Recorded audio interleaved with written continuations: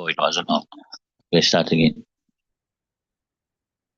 ونبي سيدنا رضي الله قال كان الرسول صلى الله عليه وسلم يصلي الدعاء حتى نقول لا يدعها ويدعها حتى نقول لا يصليها رواه الترمذي.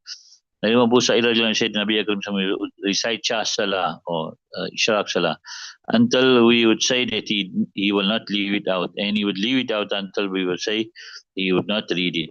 By Tirmizi. So this is the what Nabi Karim Sallallahu used to do when it comes to Nawafil. You understand? He would do it and he'd leave it out also to maintain a balance. And the reason being that he left it out sometimes so that it doesn't become faraz on the Ummah. However, the Ummah now, if the Ummah holds fast onto the Shah Salah, and everyone makes it compulsory upon himself to read it, it will not become faraz. There's no fear of it becoming faraz now.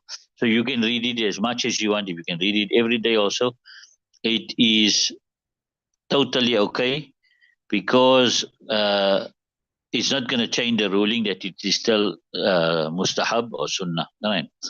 وعن مورق الأجلي قال قلت لابن عمر تصلي الضحى قال لا قال قلت فعمر قال لا قلت فأبو بكر قال لا قلت فالنبي صلى الله عليه وسلم قال لا إخاله رواه البخاري.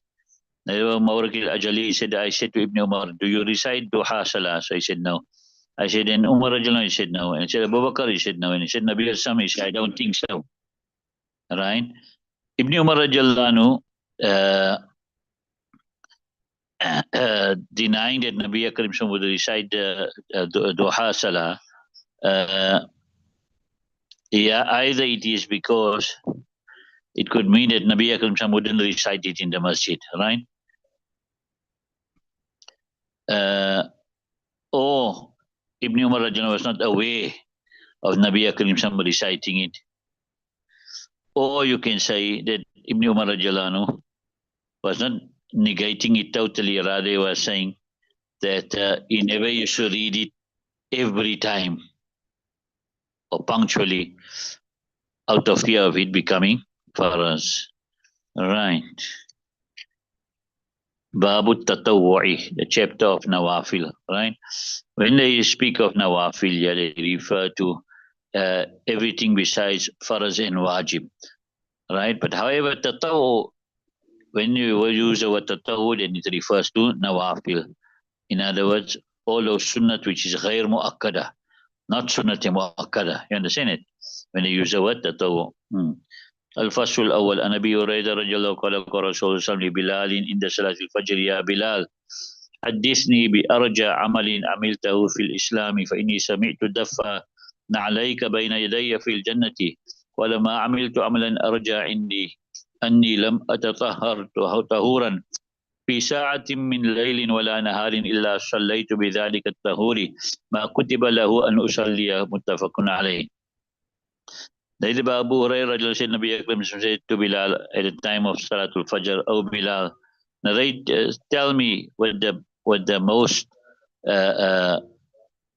hopeful of amal that you practice in Islam." So he said, "I heard because I hear the footsteps of the sound of your footsteps in front of me in Jannah."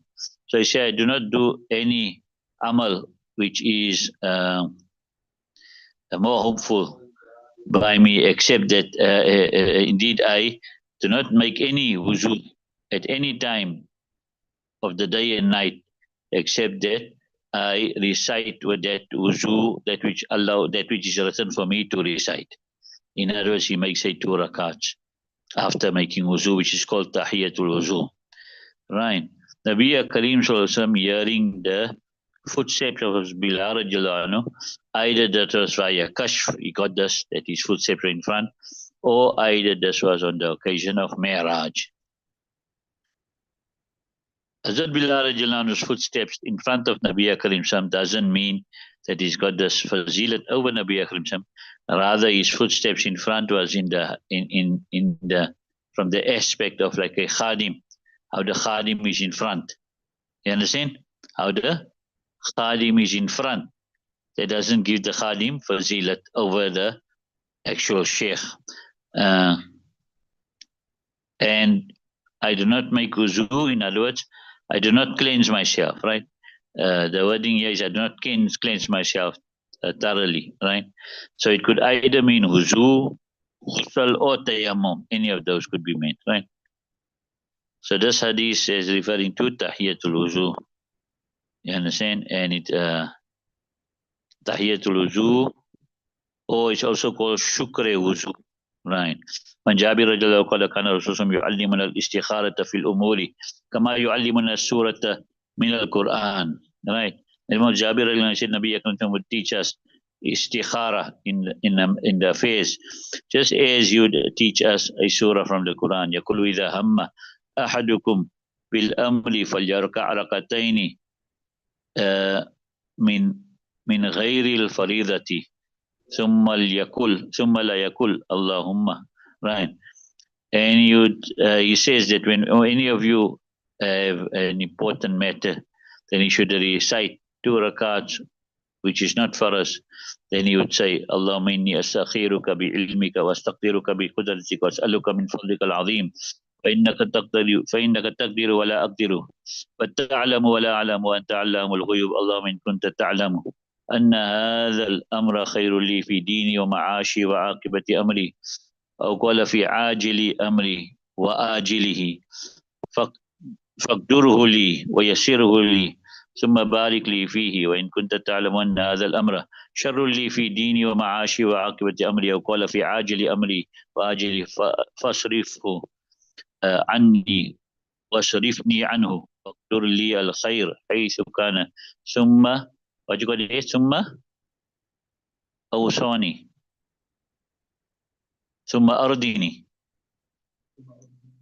ثم أرضني به قال ويسمي حاجته رواه البخاري.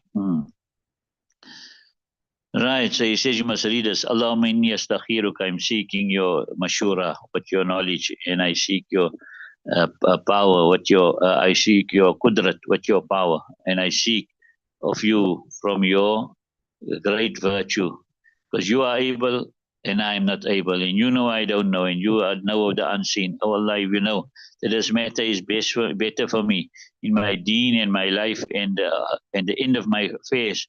Or he says in my immediate affairs or my delayed affairs, then make it muqaddar for me and make it easy for me. Then put barakat for me in it. And if you know that this matter is bad for me in my deen and my life in the end of my affairs, or he says in my immediate affairs or my delayed affairs, then turn it away from me and turn me away from it, and make muqaddar for me say good wherever it is, then make me happy with it. And then he will also mention his need.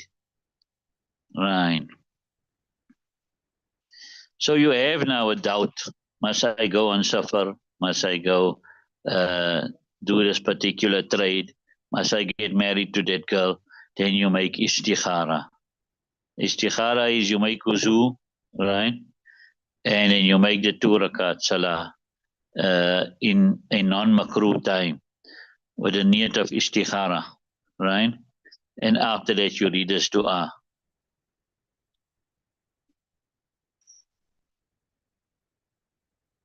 And if you made tahiyatul masjid or tahiyatul wuzu after the salah, yeah. So if you make tahiyatul masjid or tahiyatul wuzu and then you make the dua after those, then it's also okay. However, it's better to make a separate 2 rakats of istikhara for it. The surahs you read in the 2 rakats is not specific. However, some riwayas say that Kul Ya al-Kafirin and Kul Wallahu Ahad can be read in this, yeah, right. Then when you say, instead of saying fi hadha al-amri, you can say fi hadha safri. You understand? Whatever the need is, put those who are there in place of fi hadha al-amri, right? And then also if you don't have, so like how we do it is now you do it at night before you sleep, and you understand, and you sleep also with wuzu, and then you see now either you get some dream or you don't get a dream, but whatever your mind feels or the decision you take after the 7 nights, then that's what you practice upon, right? However, you don't have the chance now, if you don't have the time to make 2 rakats and all, then you can just make a dua. And in the dua, Allahumma khirli wa khtarli, wa la takilni ila ikhtiyari. Oh Allah, choose for me. Allah, choose me and choose for me. And do not hand me over to my own choice. Right. In one riwayat comes that Nabi Akram told Anas that if you have any work that you need to do, and then make istikhara, ask Allah subhanahu wa ta'ala 7 times, and then inshallah you will see a good outcome. Right. وعن علي رضي الله عنه قال حدثني أبو بكر وصدق أبو بكر قال سمعت رسول الله صلى الله عليه وسلم يقول ما من رجل يذنب ذنبا ثم يقوم فيتطهر ثم يصلي ثم يستغفر الله إلا غفر الله له. ثم قرأ والذين إذا فعلوا فاحشة أو ظلموا أنفسهم ذكروا الله فاستغفروا لذنوبهم. رواه الترمذي وابن ماجه إلا أن ابن ماجه لم يذكر الآية والذين إذا فعلوا فاحشة أو ظلموا أنفسهم ذكروا الله فاستغفروا لذنوبهم. That was Ali radiallahu anhu said, Abu Bakr narrated to me, and Abu Bakr has spoken the truth. And I heard Nabi Akram saying that no man who has committed a sin, then he stands up and he makes wuzu, then he recites Salah, then he seeks Allah Ta'ala for forgiveness, Allah Ta'ala will forgive him, except Allah Ta'ala will forgive him. Then he recited, and whoever does a wrong, or he oppressed himself, then he should remember Allah Ta'ala, then فَاسْتَغْفَرُوا لِذُنُوبِهِمْ ذَكَرُوا ظَلَمُوا ذَكَرُوا اللَّهَ فَاسْتَغْفَرُوا. Then they should seek, they should remember Allah Subhanahu wa Ta'ala, and then they should seek forgiveness for their sins. Narrated by Tirmizi and Ibn Majah, except that Ibn Majah not mentioned this ayat here. Right. So I said Sadaqah Abu Bakr, that Ali radiallahu anhu, he was of the habit that in any hadith, he would not accept the hadith until the person took an oath that he had it from Nabi Karim Sallallahu. But when it came to Abu Bakr radiallahu anhu, then he did not wait for Abu Bakr radiallahu anhu to take an oath. He just accepted Abu Bakr radiallahu anhu's word as he said it. And as Abu Bakr also called Siddiq, right? Because he means he was the most truthful. Right. فَيَتَطَهَّرُ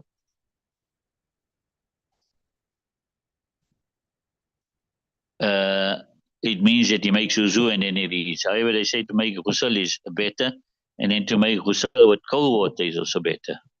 They say, right?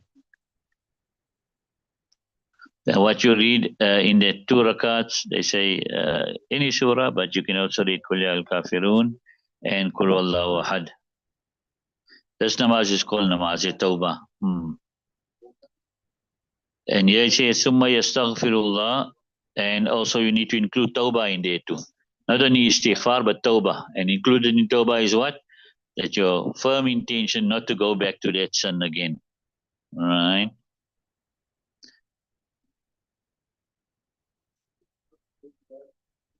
And this ayat Shani Nuzul, some Mufassirin say, as referred to a particular incident, that one Sahabi, by mistake, he made a mistake and he did some sin, but then he immediately became aware of it, and he was extremely regretful, and he felt ashamed.